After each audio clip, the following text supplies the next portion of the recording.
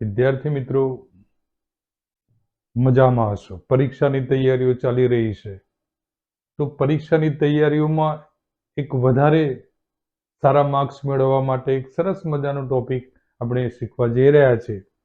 તો પરીક્ષાની અંદર આપણને 2 માંથી 2 માર્ક્સ મળી જાય. તો અહીંયા ક્વેશ્ચન નંબર 42 માર્ક્સ છે 2 10મા ધોરણ માટે અને 9મા ધોરણ માટે પણ. 11મા અને 12મા ધોરણમાં અલગ રીતે પૂછાય છે. તો 9મા અને 10મા ધોરણના વિદ્યાર્થીઓ માટે કોઈ ડિરેક્ટ ઇનડિરેક્ટ સ્પીચ. આ પ્રશ્ન જ્યારે એટેન્ડ કરતા હોઈએ આપણે ત્યારે શું ધ્યાન રાખીશું? કારણ કે આ તો ખાલી જગ્યાઓ જ આવે છે. તો કેટલાક મુદ્દાઓ ધ્યાનમાં રાખીશું તો આપોઆપ આપણને 2 માર્ક્સ મળી જશે. કયા પ્રકારની ખાલી જગ્યાઓ હોય? તો આ જે 4 ખાલી જગ્યાઓ હોય છે એ 4 ખાલી જગ્યાઓ આ 5માંથી પૂછાય. આરવીની ખાલી જગ્યા હોય, એટલે રિપોર્ટિંગ વર્બની ખાલી જગ્યા હોય, સંયોજકની ખાલી જગ્યા હોય, સર્વનામની ખાલી જગ્યા હોય, કાળની ખાલી જગ્યા હોય, સ્થળ કે સમયદર્શક શબ્દની ખાલી જગ્યા હોય. એટલે આ 5માંથી કોઈ 4 ખાલી જગ્યાઓ આપણને પૂછાય.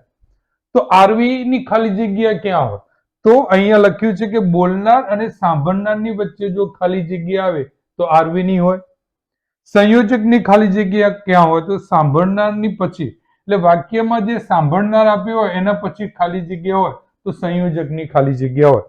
સર્વનામની તો વાક્યમાં ગમે તે જગ્યાએ, એટલે વાક્યમાં જે સર્વનામ આપેલા હોય, ધારો કે અહીંયા સર્વનામ છે, અહીંયા આ છે, એટલે જે સર્વનામ આપેલું હોય એ જગ્યાએ ખાલી જગ્યા. કાળ, કરતા પછીનું સ્થાન. અંગ્રેજીમાં કાળ હંમેશા કરતા પછી આવે, એટલે કરતા પછી ખાલી જગ્યા આપેલી હોય તો કાળની ખાલી જગ્યા છે. સ્થળ કે સમયદર્શક શબ્દની ખાલી જગ્યા વાક્યમાં ગમે તે આવી શકે છે. નોંધ એ રાખવાની કે ડાયલોગમાં કયા શબ્દની ખાલી જગ્યા છે એ આપણે ખાસ ધ્યાન રાખવાનું, જેથી કરીને જવાબ આપવામાં સરળતા પડે. તમે અહીંયા આપણે એક ડાયલોગ લખ્યો છે, એક્ઝામ્પલ, કે દિશા, where are you going? Manoj, to the library. Disha, what a clever and hardworking boy you are. આ 3 વાક્યો આપેલા છે. હવે ખાલી જગ્યા આપણને કયા શબ્દની છે? તમે જુઓ કે અહીંયા દિશા અને ખાલી જગ્યા પછી સાંભળનાર છે, એટલે દિશા અને સાંભળનાર મનોજ છે, એટલે આના બંને વચ્ચેની ખાલી જગ્યા હોય એટલે આરવી હોય. હવે આરવી જોવાનું કે વાક્યનો પ્રકાર કેવો છે, એટલે વાક્યના પ્રકાર પ્રમાણે આપણે આરવી ધ્યાન રાખ્યા. તમે તૈયાર તો કર્યા જ હશે. તો વાક્યના પ્રકાર પ્રમાણે આરવી લખવાનું. પ્રશ્નાર્થક છે તો આરવી એમાં આપણે આસ્ટ નો ઉપયોગ કરીએ છીએ, એટલે અહીંયા જવાબ આસ્ટ. પરીક્ષાની અંદર માત્ર આ જવાબ ના લખતા આખો પેરેગ્રાફ લખવાનો અને પેરેગ્રાફમાં જે ખાલી જગ્યા હોય ત્યાં ખાલી જગ્યા પૂરવાની અને નીચે સરસ પેન્સિલથી અંડરલાઈન કરવાની. માત્ર જવાબો લખવા નહીં. બીજું, હવે અહીંયા આપ્યું છે હી, એટલે હી કોણ છે? તો આ. હવે ખાલી જગ્યા કોની છે? કરતા પછી, એટલે ક્રિયાપદની. આ ક્રિયાપદની ખાલી જગ્યા છે. એટલે એમિજાર હોય તો આપણે વોઝ વર્બનો ઉપયોગ કરીએ છીએ. તો એમિજાર હોય તો વોઝ, એટલે ઇઝ નહીં આવે. હા, વોઝ આવી શકે, હેવ હેઝ ના આવે. તો આ પ્રકારનો જવાબ, એટલે વોઝ ગોઈંગ, અહીંયા જવાબ આવશે વોઝ ગોઈંગ. જ્યારે સહાયકારક ક્રિયાપદ અને ક્રિયાત્મક ક્રિયાપદ હોય ત્યારે સહાયકારક ક્રિયાપદમાં ફેરફાર થાય છે.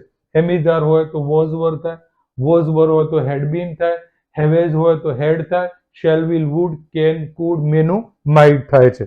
હવે તમે અહીંયા જુઓ કે અહીંયા ખાલી જગ્યા કોની છે? તો મનોજ છે, બોલનાર છે, પછી સાંભળનાર કોણ છે? દિશા. એટલે આ બંને વચ્ચે છે. નામ અહીંયા લખ્યું નથી. નામની જગ્યાએ એનું સર્વનામ મૂકવાનું છે. એટલે અંગ્રેજીમાં આ કરતા પછી ક્રિયાપદ, એટલે આ કર્મનું સ્થાન છે. એટલે દિશાનું કર્મ શું થાય? હર. તો અહીંયા જવાબ આવે છે હર. That she was going to the library, Disha exclaimed to him. હવે દિશા એ જવાબ આપ્યો છે મનોજને, એટલે અહીંયા મનોજ એટલે હિમ લખ્યું છે. અને આ સાંભળનાર પછી ખાલી જગ્યા છે એટલે સંયોજકની છે. એટલે આ સંયોજક વાક્યને જ્યારે જોડવાનું હોય ત્યારે સંયોજક. હવે સંયોજક ઉદ્ગાર વાક્યની અંદર કયું આવે છે? તો that નો ઉપયોગ થાય છે. તો અહીંયા જવાબ છે that. તો અહીંયા જવાબ લખ્યો that. તો પરીક્ષાની અંદર વિદ્યાર્થી મિત્રો આપણે જોઈશું કે ખાલી જગ્યા કોની છે. એ ખાલી જગ્યાને ઓળખવાનો પ્રયત્ન કરીશું અને એના આધારે જવાબ લખવાનો પ્રયત્ન કરીશું. તો ચોક્કસ આપણે સારામાં સારા એટલે મતલબ કે બંને 2 માર્ક્સ સારી રીતે મેળવી શકીશું અને આપણે એ પરીક્ષાની અંદર આપણું પરફોર્મન્સ પણ સારું રહેશે. તો આવી રીતે વિદ્યાર્થી મિત્રો તમે ઘરે આવા પ્રકારના જે એક્ઝામ્પલ્સ આપેલા હોય એ એક્ઝામ્પલ્સનું એની પ્રેક્ટિસ કરો. એટલે પેલી ખાલી જગ્યાને સમજવાનો પ્રયત્ન કરો કે ખાલી જગ્યા કોની છે. ઉપર ડાયલોગ આપેલો છે, એ ડાયલોગની અંદર એ ખાલી જગ્યા કોની છે અને એના આધારે તમે આરવી પણ તૈયાર કર્યા હશે કે ભાઈ કયા વાક્યમાં કયા પ્રકારના વાક્યમાં કયું આરવી આવે. સંયોજક, સર્વનામની તૈયારી હશે, કાળમાં ફેરફાર કરવાની અને સ્થળ કે સમયદર્શક શબ્દમાં ફેરફાર કરવાની તૈયારી તો તમે કરી જ લીધી હશે.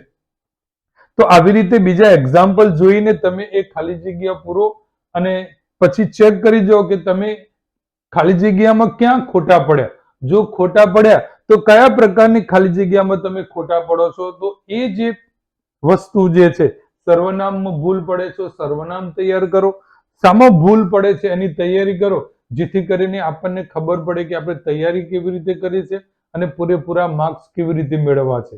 તો વિદ્યાર્થી મિત્રો તમે મારી ચેનલ MK ઇંગ્લિશ જો સબસ્ક્રાઇબ ના કરી હોય તો સબસ્ક્રાઇબ કરજો, શેર કરજો, જેથી કરીને આપણે આવા વધુ ટોપિક સાથે આપણે અભ્યાસ કરી શકીએ.